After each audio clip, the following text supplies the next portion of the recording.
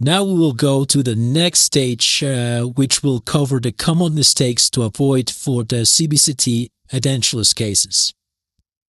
The first error which I would like to discuss with you is a missing record. So we need to remember that for Edentulous cases, we really need to receive two CBCT records. The first one is a record of the denture in the mouth, in occlusion with the markers in place. We call it a scan of the denture in situ.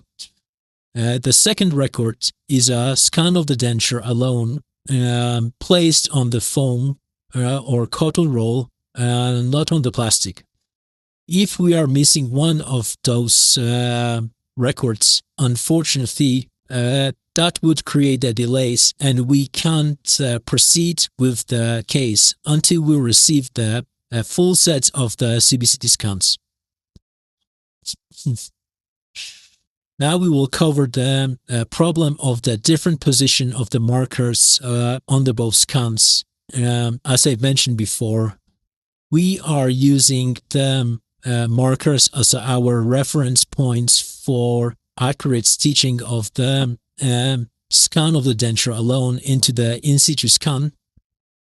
And as you can see on the short clip, the position of the markers on the denture was different than in situ scan, and we couldn't achieve the correct stitching, and unfortunately we couldn't proceed with the case.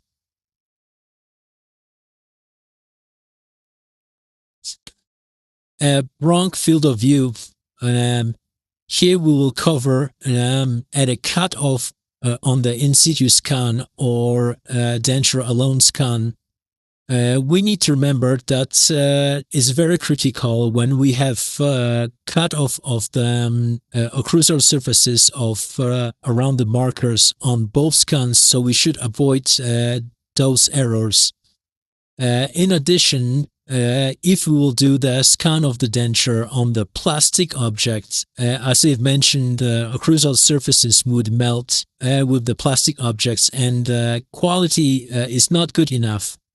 And as we discussed before, we use the pin guide, we use the denture as a direct copy of our future pin guide, and we load the pin guide during the surgery in the full occlusion, so we to have good quality of the record. That's why we are asking for scan on the cotton roll or foam. And another problem appears when we have the cut off or around the bone or around the markers. That creates the problem with the implant planning or with the correct stitching. Let me show you the examples.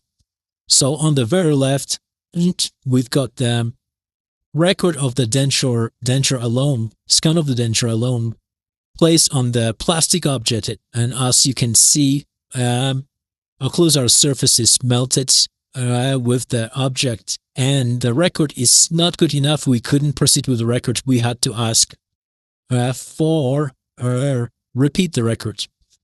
From the right side, we've got the wrong field of view, where we can see nice a record of the markers, but unfortunately we are missing the bone area that was the lower arch, and unfortunately we also couldn't proceed with the case because we didn't have enough data to do proper implant planning.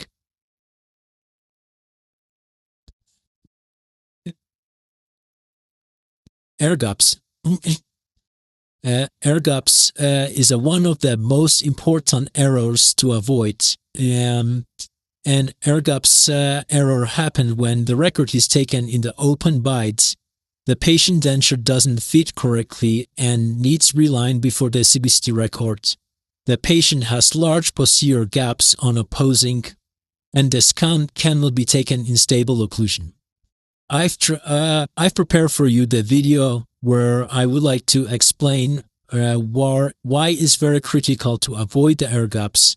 So we do our implant planning and our chrome parts design on in situ record, and we need to replicate the position of the denture from in situ record on the day on the surgery. So we used the scan of the denture as a direct copy of our pin guide, and as you know, the pin guide will deliver the fixation base. Fixation base is a foundation for our stackable components.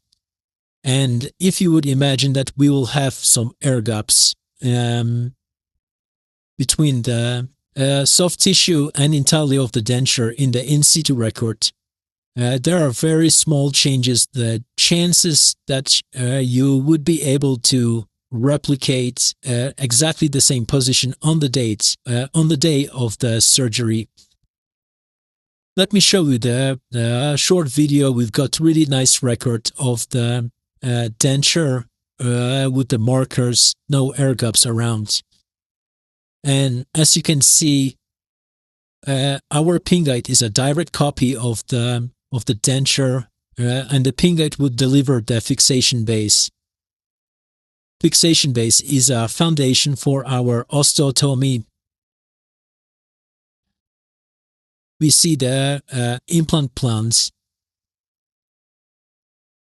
So if we would like to perform very accurate surgery, we need to replicate the situation from in situ scan during the surgery.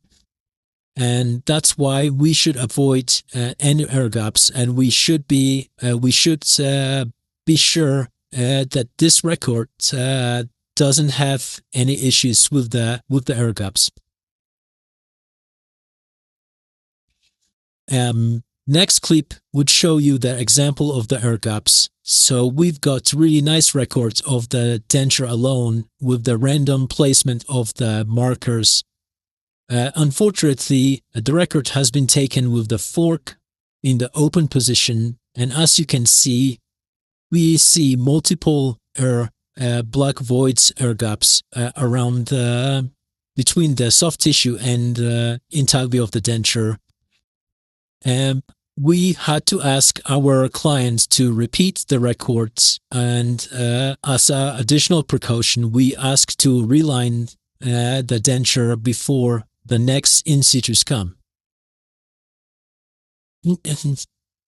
So let's go to the summary. We must remember the denture will be used as a pin guide. The position of the pin guide in the mouth must be the same as the denture during the take-in record stage. Any deviation will create inaccuracy during the surgery. Inaccurate fit of the pin guide is equal to inaccurate position of the fixation base and osteotomy, and that's create potential inaccuracy in the future temporary bridge and implant position. If the patient dentures is worn, damaged, we advise to use the JC Trine as a dual scan appliance. If the patient has large posterior gaps on the antagonist arch, 2 separate patty bites or printed lower GC Trine are advised during in situ record to stabilize the fit of the denture.